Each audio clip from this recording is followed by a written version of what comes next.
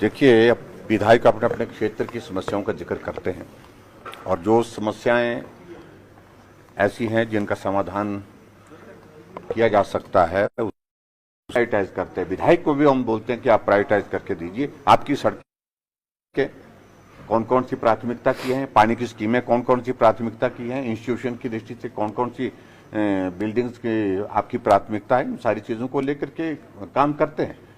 और ये भी मैं कहता हूं, अगर सत्ता पक्ष के विधायकों को 2 सड़कें प्रायोरिटी की मिलती हैं तो विपक्ष के विधायकों को भी 2 सड़कें प्रायोरिटी की मिलती हैं।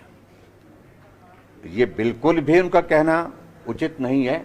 ये उनकी जानकारी के लिए हमने आंकड़ों के साथ बात कही है। जितना पैसा कांग्रेस की सरकार में जब कोविड नहीं था उस वक्त खर्चा जाता था, दिया जाता था विकास के लिए, उससे दुगना विधायक प्राथमिकताओं में हम खर्च कर चुके हैं। इस बात को उनको समझना चाहिए। इसलिए राजनीतिक मकसद की दृष्टि से ही बातें कहते रहना, आंकड़ों पर जमीनी हकीकत है। अंदर विधायक जाकर के कांग्रेस का एक एक विधायक कह करके गया है कि हम आपका धन्यवाद करते हैं, ये सड़क भी बन गई, ये पुल भी बन गया, ये स्कूल का भवन भी बन गया, ये हॉस्पिटल का भवन भी बन गया, सभी बातें कह रहे हैं, रिकॉर्डेड है वो सारी चीजें। तो इसलिए मैं उस पर कुछ ज्यादा टिप्पणी नहीं करना चाहता हूं। उन्होंने अपने विपक्ष की भूमिका निभाने के लिए रस्म अदा करनी है, वो कर रहे हैं, उनको करने दीजिए। लेकिन हम अपने हिमाचल प्रदेश के सर्वांगीण विकास के लिए काम कर रहे हैं और एक जैसा विकास कर रहे हैं, हर क्षेत्र में विकास हो रहा है।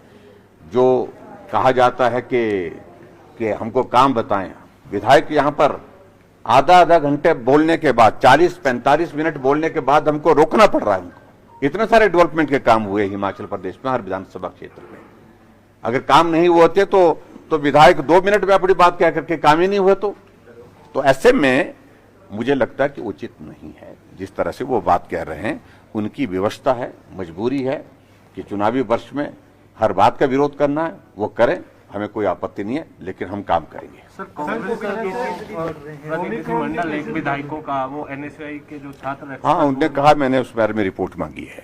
सर, कोविड केसेस भी बढ़ रहे हैं। केसेस बढ़ रहे हैं, हम बहुत ज्यादा चिंतित हैं और चिंतित होने के साथ साथ में हो सकता है 2-4 दिनों में कुछ और भी हम विचार करें अगर इसी तरह से क्रम बढ़ने का रहा। टेस्टिंग लैब भी कर सकते हैं। देखिए, बॉर्डर पर सख्ती करने की आज की परिस्थिति रही नहीं, ये परिस्थिति अलग तरह की परिस्थिति है अब के बार की इस वायरस की।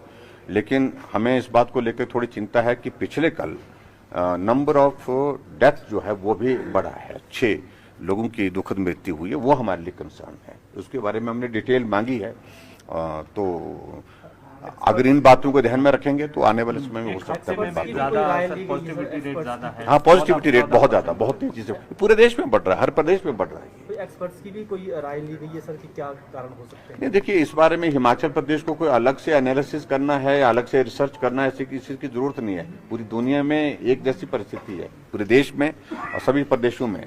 तो इसलिए जो चीजें सब जगह दिख रही उसी के अनुरूप यहाँ पर भी हो रहा है। लेकिन चिंता का विषय निश्चित रूप से है और सावधानी बरतने की जरूरत है। टेस्टिंग लैब्स नहीं है ओमिक्रॉन के स्टेट में और हाँ, इस बात को लेकर देखिए, इस सारी चीज को लेकर के अब हमने केंद्र के समक्ष अपना पक्ष रखा है। हम उम्मीद करते हैं कि उसमें जो हम सैंपल भेज रहे हैं उसमें जल्दी उसके रिजल्ट आ जाए। सर, पुलिस पे इवेंट का भी जो इशू चल रहा है, क्या उस पर कोई सोल्यूशन निकालने की तरफ? देखिए, उनसे मेरा इतना ही विनम्र आग्रह है कि एक डिसिप्लिन फोर्स होने के नाते वो संयम रखें, उनकी सारी बातों पर गंभीरता से विचार कर रहे हैं और वो राजनीतिक लोगों के कहने पर और इस भाव के साथ ना लगें और संयम रखें।